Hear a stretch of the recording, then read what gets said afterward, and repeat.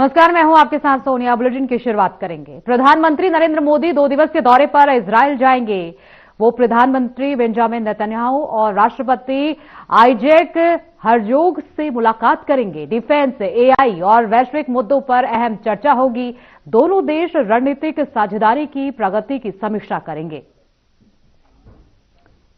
तो प्रधानमंत्री मोदी का 2 दिवसीय इजरायल दौरा रहेगा, जहां वो पीएम बेंजामिन नेतन्याहू से भी मुलाकात करेंगे और दोनों देशों के बीच द्विपक्षीय वार्ता होने की पूरी उम्मीद है। तो प्रधानमंत्री मोदी का ये दौरा बेहद अहम हो जाता है भारत के लिए, क्योंकि जिस तरीके से पश्चिमी एशिया में अभी अस्थिरता है, ईरान जैसे देशों में जहां प्रदर्शन हो रहे हैं, वहां की जनता खुद अपने सरकार के खिलाफ प्रदर्शन कर रही है। ऐसे में प्रधानमंत्री मोदी का ये दौरा अपने आप में बेहद खास हो जाता है। इजरायल दौरे पर प्रधानमंत्री मोदी 25 और 26 फरवरी तक रहेंगे। प्रधानमंत्री मोदी के प्रस्तावित इजरायल दौरे पर वहां के लोग काफी उत्साहित हैं। इस दौरे पर सुनिए क्या कुछ कह रहे हैं लोग, सुनिए। Matter of great pride that our Honorable Prime Minister of India, Shri Narendra Modi ji, is visiting Holy Land, Israel. Holy Land is a land where Jesus Christ was born and gave a message of love and peace to the whole world. We as a Christians of India, and we are very happy and we are very proud that he is making his second trip to the Holy Land. On behalf of we give all our greetings, successful journey to the Holy Land. He will go and bring a blessing for our country, and I request our beloved Prime Minister of India, Shri Narendra Modi ji, to please make a visit to the place where our Lord Jesus was born. And I also request you to visit and meet the Patriarch of Jerusalem, the holy person of the land, along with all dignitaries of the Holy Land, the Prime Minister of Israel, and all authorities. I know by your visit, India will be strengthened. We know that the Christians in India will feel proud because there is a prehistoric relationship with India and Israel. We are claim that our dear friends and citizens and the Jewish nation is very closely related with our Indian Aryan race. So once again, on behalf of the Christians, we greet him for his successful journey to the Holy Land, that he will go and bring a blessing to our country, strength to our country, that both these countries, Israel and India, may grow together and will be shining throughout the world with their vision and the message of Christ. The message of Christ is to love your neighbor as thyself. Thank you. What do you think about our Prime Minister, I would like to ask you? My Prime Minister? Our Prime Minister, Mr. Modi. Very good guy, very good. He likes Israel, and we appreciate very much the help he gives us, and thank you to him. Just one reason I would ask you, why do you like a Prime Minister, Mr. Modi? Because he supports Israel in the UN and everything in the world. He supports Israel. He's not against Israel like many other countries. मुख्यमंत्री योगी आदित्यनाथ के नेतृत्व में उत्तर प्रदेश विमानन और रसद क्षेत्र में एक और बड़ा कदम बढ़ा रहा है। उनकी उपस्थिति में SATS लिमिटेड ने नोएडा अंतर्राष्ट्रीय हवाई अड्डा, जेवर में विश्व स्तरीय कार्गो कॉम्प्लेक्स और ताज SATS एयर कैटरिंग किचन के लिए समझौता ज्ञापन पर हस्ताक्षर किए। ये परियोजनाएं जेवर और उत्तर भारत के अन्य हवाई अड्डों को सेवाएं देंगी। इससे व्यापार बढ़ेगा, आपूर्ति श्रृंखलाएं मजबूत होंगी और रोजगार के अवसर पैदा होंगे। उत्तर प्रदेश के वैश्विक निवेश गंतव्य के रूप में स्थिति और मजबूत होगी।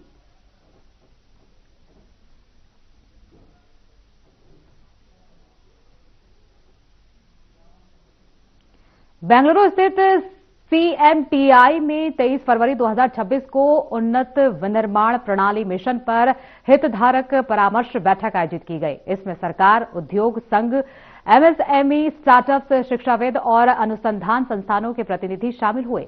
बैठक में CNC machine tools, robotics, additive manufacturing और उच्च परिशुद्धता उत्पादन प्रणालियों पर विचार विमर्श हुआ। भारत सरकार के प्रधान वैज्ञानिक सलाहकार प्रोफेसर अजय कुमार सूद ने तकनीकी संप्रभुता, आपूर्ति श्रृंखला सुदृढ़ीकरण और उद्योग शिक्षा संस्थान सहयोग पर जोर दिया। बैठक का उद्देश्य भारत की उन्नत विनिर्माण क्षमताओं को मजबूत करना और उद्योग 4.0 के लिए तैयार करना था।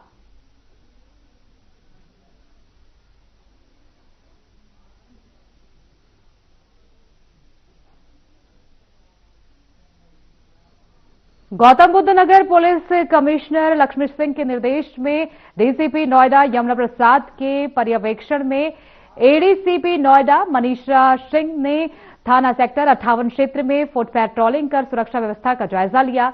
उन्होंने पुलिस बल को निर्देश दिए कि संदिग्ध वाहनों की चेकिंग की जाए, यातायात व्यवस्थित रखा जाए और नियम तोड़ने वालों के खिलाफ कार्रवाई हो। सभी PCR और PRV वाहन लगातार भ्रमणशील रहेंगे ताकि क्षेत्र में सुरक्षा और शांति कायम रहे।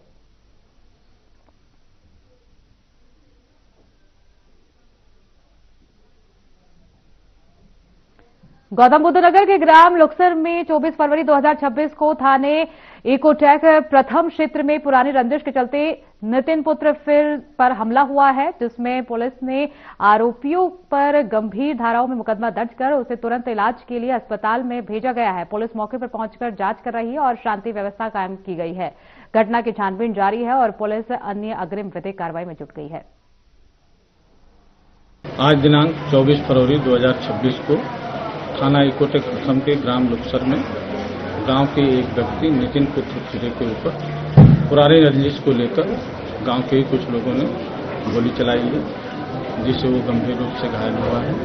उसे तत्काल उपचार हेतु अस्पताल में भर्ती कराया गया है, जहां उसका इलाज चल रहा है। यहां मौके पर फोरेंसिक टीम को बुला लिया गया है। पुलिस बल मौके पर मौजूद है। अग्रिम विधिक कार्रवाई की जा रही है। सिंगापुर के प्रधानमंत्री लॉरेंस वोंग ने यूपी के सीएम योगी आदित्यनाथ से मुलाकात के बाद एक्स पर पोस्ट साझा किया। उन्होंने यूपी को भारत की तीसरी सबसे बड़ी अर्थव्यवस्था वाला और तेजी से विकसित हो रहा राज्य बताया।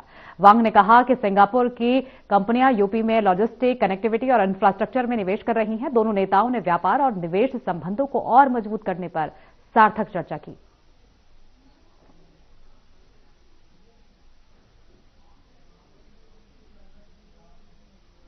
मुख्यमंत्री योगी आदित्यनाथ ने सिंगापुर के ITE कॉलेज सेंटर में समझौता ज्ञापन पर हस्ताक्षर होते हुए उत्तर प्रदेश के बुनियादी ढांचे और रोजगार तंत्र को मजबूत करने के लिए तकनीकी, व्यावसायिक शिक्षा, विमानन, कौशल विकास और उद्योग अनुकूल प्रशिक्षण में सहयोग बढ़ाने की दिशा में एक महत्वपूर्ण कदम उठाया।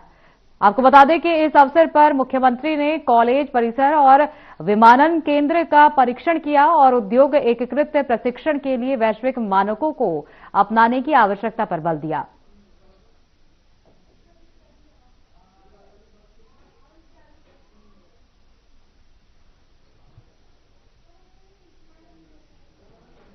टोक्यो में भारतीय समुदाय ने सांस्कृतिक कार्यक्रम आयोजित कर भारत की एकता, परंपरा और विकास का संदेश दिया। कार्यक्रम में कई प्रवासी भारतीयों ने भाग लिया।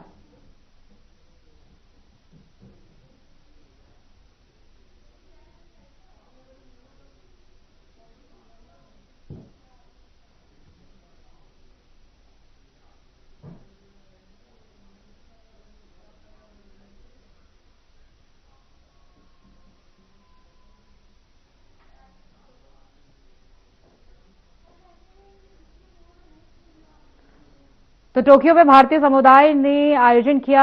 टोक्यो की तस्वीरें आपको दिखा रहे हैं, जहां संस्कृति और एकता का संदेश दिया गया और प्रवासी भारतीयों ने इसमें सहभागिता की और भारत को प्रोत्साहित करने की कोशिश इन नागरिकों की तरफ से की गई। संस्कृति और एकता का संदेश देते हुए टोक्यो में भारतीय प्रवासी नजर आए। तो टोक्यो से तस्वीरें आपको दिखा रहे हैं, जहां भारतीय प्रवासियों ने भारत का मनोबल बढ़ाने का काम किया और वहां से अपने देश को प्रोत्साहित करते हुए नजर आए। तो धार्मिक सांस्कृतिक कार्यों में भी हिस्सा लेते हुए नजर आए और ये भारतीय प्रवासी हैं जो टोक्यो में रहते हैं और वहां से भारत की एकता अखंडता को याद करते हुए इन्होंने भारत का मनोबल बढ़ाने का काम किया। तो ये तस्वीरें आपको टोक्यो से, जहां भारतीय प्रवासी बेहद उत्साहित नजर आए और वहीं से भारत का मनोबल बढ़ाते हुए भी नजर आए। लखनऊ में IBM AI government tech innovation centre का उद्घाटन समारोह आयोजित किया गया, जिसमें सीएम योगी ने शिरकत की। इस मौके पर सीएम योगी ने संबोधित किया। क्या कुछ कहा, आपको सुनाएंगे। IBM AI government innovation centre के आज के इस उद्घाटन कार्यक्रम में chairman and CEO IBM doctor Arvind Krishna ji,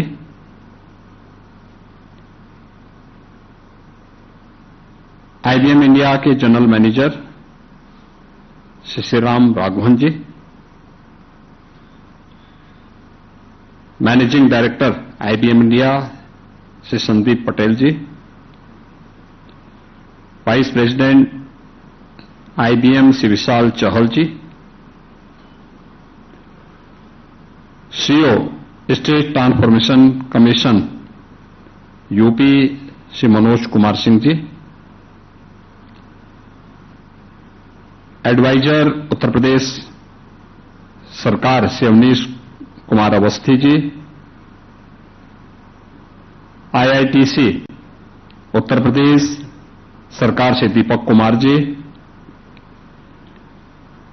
director IIT Kanpur professor Manindra Agrawal ji, Uttar Pradesh सरकार के IT एंड इलेक्ट्रॉनिक्स के प्रिंसिपल सेक्रेटरी श्री अनुराग यादव जी, आज के इस कार्यक्रम में उपस्थित IBM इंडिया से जुड़े हुए सभी उनके अधिकारीगण, उत्तर प्रदेश सरकार के हमारे अधिकारीगण और उपस्थित बहनों और भाइयों, मैं सबसे पहले यहां पर जो MOU संपन्न हुए हैं उत्तर प्रदेश सरकार के IT एंड इलेक्ट्रॉनिक्स विभाग के साथ IBM के साथ मिलकर के जो MOU अभी संपन्न हुए हैं, मैं इसके लिए IBM इंडिया को, CEO IBM doctor Arvind Krishna ji और उनकी पूरी टीम को हृदय से धन्यवाद देता हूं कि उन्होंने उत्तर प्रदेश सरकार के इस इनिशिएटिव को आगे बढ़ाने के लिए वे स्वयं यहां पर आए और उन्होंने इस अभियान को अपना एक सकारात्मक योगदान दिया है। मैं उनका स्वागत भी जिससे करना चाहता हूं कि उन्होंने अपने उद्बोधन में उत्तर प्रदेश के साथ और भारत भूमि के साथ अपने भावनात्मक संबंधों को भी इस मंच के माध्यम से हम सबके सामने प्रस्तुत किया और हम सबको आप पर गर्व है कि देश का पहला कंप्यूटर IBM ने IIT कानपुर में स्थापित किया था और इसीलिए हम लोगों की ये हार्दिक इच्छा भी है कि आज प्रधानमंत्री मोदी जी के विजनरी लीडरशिप में भारत ने समग्र विकास की एक नई आधारशिला रखी है। इंफ्रास्ट्रक्चर का हो या फिर आज के डीप टेक के क्षेत्र में हमारी सरकार ने तय किया है लखनऊ को EI सिटी के रूप में डेवलप करने के लिए, और उस EI सिटी को डेवलप करने की दिशा में कैसे हम आगे बढ़ सकते हैं, यह IBM इसमें हमारे साथ सहयोग करेगी तो हमें इसको तेजी के साथ क्रियान्वित करने में मदद मिलेगी। दूसरा, क्वांटम कंप्यूटिंग के लिए मेरा यह मानना है कि उत्तर प्रदेश की दावेदारी मजबूत है, और मजबूत इसलिए है क्योंकि देश का पहला कंप्यूटर IBM ने ही IIT कानपुर में स्थापित कराने में योगदान दिया था, और आज उस दिशा में हम लोग आगे बढ़ रहे हैं। धनराशि आज के दिन पे कोई मायने नहीं रखती। हमने मेडटेक के लिए IIT कानपुर के साथ मिलकर सहयोग किया, और मेरा मानना है हम लोग IIT कानपुर के साथ भी काम कर रहे हैं। वर्तमान में लगभग 7 सेंटर ऑफ एक्सीलेंस अलग अलग फील्ड के उत्तर प्रदेश के अंदर कार्यरत हैं, और बहुत अच्छी उनकी प्रोग्रेस है, बहुत अच्छा काम कर रहे हैं। लखनऊ में हेल्थ में SCPGI बहुत अच्छा कार्य कर रहा है, IIT कानपुर बहुत अच्छा कार्य कर रहा है। मेरा मानना है क्वांटम कंप्यूटिंग के लिए IBM के लिए भवन देने के लिए IIT कानपुर नोएडा वाले कैंपस में सहयोग करने को तैयार है। उत्तर प्रदेश सरकार इसमें इनिशिएटिव लेकर के सहयोग करने को तैयार है। IBM तैयार हो, तीनों मिलकर के तैयारी करें, तीनों मिलकर के इस इनिशिएटिव को आगे बढ़ाएंगे। जो क्वांटम कंप्यूटिंग का एक कार्यक्रम उत्तर प्रदेश से प्रारंभ होकर के जो डीप टेक के लिए जो आज प्रधानमंत्री जी का विजन है, उसको हम आगे बढ़ाने की दिशा में, उस दिशा में एक नए अभियान को ले जाने में सफल होंगे। मैं एक बार फिर से IBM के chairman and CEO doctor Arvind Krishna ji का हृदय से धन्यवाद देता हूं कि वो विशेष रूप से उन्होंने ग्लोबल EI समिट में भाग लेने के बाद या उस कार्यक्रम में उसके साथ ही इस आज विशेष रूप से लखनऊ में आए हैं, और लखनऊ को उन्होंने जो IBM इंडिया की टीम ने यहां पर हमारे सामने पहले इस बात को आश्वस्त किया था कि हम इस कार्यक्रम को आगे बढ़ाएंगे। अभी उनके 200 इंजीनियर हैं, और इसकी क्षमता को वह 2000 तक पहुंचाने का आश्वासन दिए हैं। उत्तर प्रदेश सरकार इस दिशा में अपना पूरा सहयोग उनके साथ सदैव करेगी, और मैं एक बार फिर से आप सबका हृदय से धन्यवाद देता हूं कि उत्तर प्रदेश को डीप टेक के क्षेत्र में अग्रणी राज्यों में स्थापित करने की दिशा में जो प्रयास चल रहे हैं, उस प्रयास में आपका सहयोग हमारे लिए एक महत्वपूर्ण होगा। मैं आप सबका हृदय से धन्यवाद करता हूं। बहुत बहुत धन्यवाद। प्रधानमंत्री मोदी इजरायल के 2 दिवसीय दौरे पर रहेंगे। प्रधानमंत्री के दौरे से पहले हमारे channel head Brijmohan Singh Raghuvanshi Israel पहुंचे, जहां उन्होंने मेट्रो की व्यवस्था के बारे में जानकारी साझा की। तो प्रधानमंत्री मोदी 2 दिवसीय इजरायल के दौरे पर रहेंगे। 25 और 26 फरवरी को प्रधानमंत्री मोदी इजरायल दौरे पर रहेंगे, और इजरायल दौरे से पहले हमारे चैनल हेड ब्रिजमोहन रघुवंशी जी ने जो मेट्रो में यात्री हैं इजरायल के, उनसे जानकारी ली, और काफी उत्साहित वहां की जनता भी नजर आ रही है। प्रधानमंत्री मोदी के आगमन को लेकर काफी उत्साहित नजर आए, और दोनों ही देश एक अच्छी मुलाकात करने जा रहे हैं। दोनों ही देशों के बीच में कई मुद्दों को लेकर द्विपक्षीय वार्ता होने की पूरी उम्मीद है, और मेट्रो व्यवस्था के बारे में जानकारी लेते हुए वो यहाँ पर हमारे चैनल हेड नजर आए, ब्रजमोहन रघुवंशी जी, और जो यात्री हैं वो भी प्रधानमंत्री मोदी के इजरायल दौरे को लेकर काफी उत्साहित हैं। तो इजरायल और भारत एक द्विपक्षीय वार्ता करने जा रहा है। कई मुद्दों को लेकर इसमें बातचीत होने की उम्मीद है, चाहे वो डिफेंस का मुद्दा हो या फिर एआई या फिर अन्य क्षेत्रों में भी इजरायल और भारत के बीच इस मुलाकात के दौरान वार्ता होने की उम्मीद है। तो इजरायल मेट्रो की ये तस्वीरें आपको दिखा रहे हैं, जहां पर हमारे चैनल हेड पहुंचे और जो यात्री थे उनसे जानकारी लेते हुए नजर आए, और सभी लोग यहां पर काफी उत्साहित भी नजर आए। प्रधानमंत्री मोदी दूसरी बार इजरायल के दौरे पर जा रहे हैं। हालांकि तीसरे कार्यकाल का ये उनका पहला दौरा होगा। 2017 में पहली बार वो इजरायल पहुंचे थे प्रधानमंत्री बनने के बाद। तो ये तस्वीरें आपको दिखा रहे हैं इजरायल के मेट्रो स्टेशन की, ये तस्वीरें जहां पर यात्रियों से जानकारी लेते हुए हमारे चैनल हेड नजर आए। उन्होंने लोगों से बाइट ली और रिव्यूज लिया कि किस तरीके की व्यवस्था यहां पर होती है, और उन्होंने भी, जो लोग वहां की जनता है, आम जनता, उन्होंने भी काफी शांतिपूर्ण तरीके से अपनी बात रखी। और इसी को लेकर, तमाम मुद्दों को लेकर अब प्रधानमंत्री मोदी और इजरायल के प्रधानमंत्री बेंजामिन नेतन्याहू के बीच वार्ता होने जा रही है। 25 और 26 फरवरी का दिन बेहद ही अहम दोनों देशों के लिए हो जाता है।